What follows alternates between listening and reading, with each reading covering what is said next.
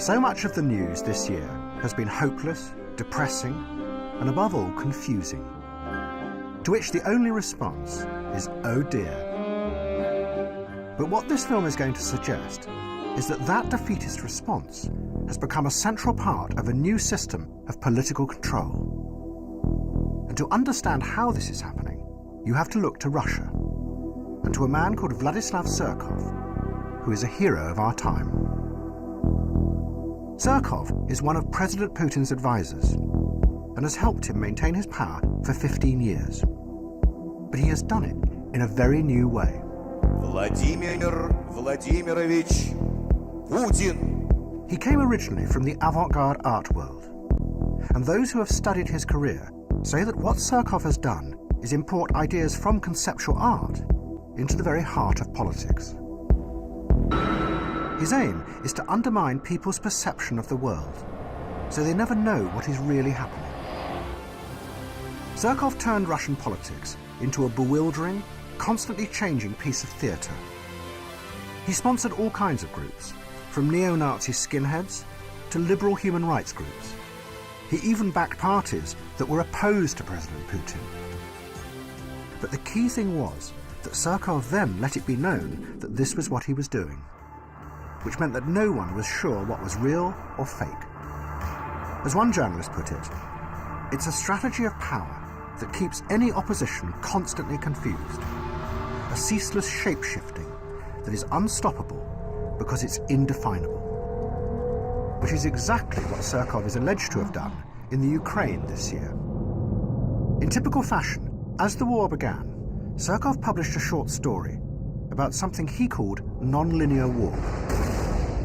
A war where you never know what the enemy are really up to, or even who they are.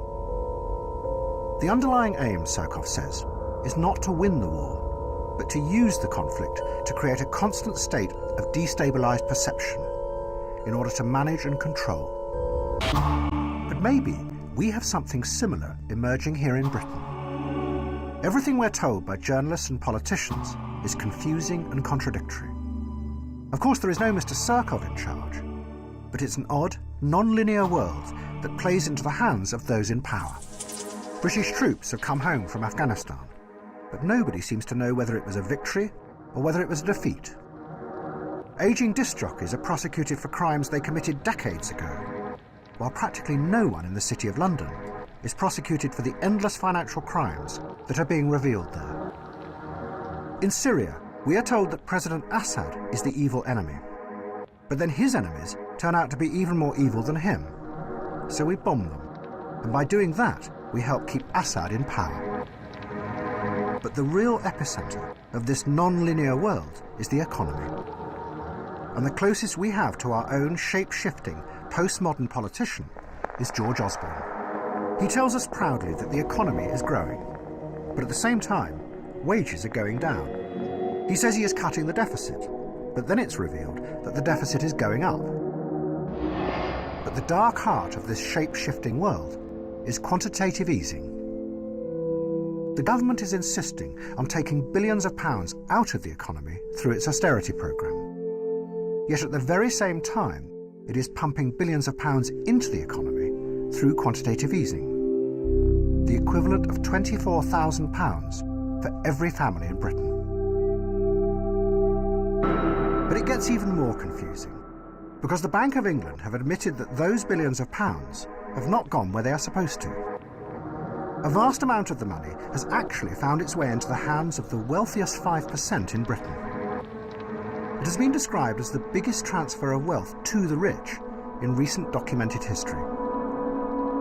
It could be a huge scandal, comparable to the greedy oligarchs in Russia. A ruthless elite siphoning off billions of public money.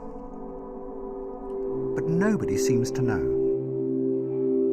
It sums up the strange mood of our time, where nothing really makes any coherent sense. We live with a constant vaudeville of contradictory stories that makes it impossible for any real opposition to emerge, because they can't counter it with a coherent narrative of their own.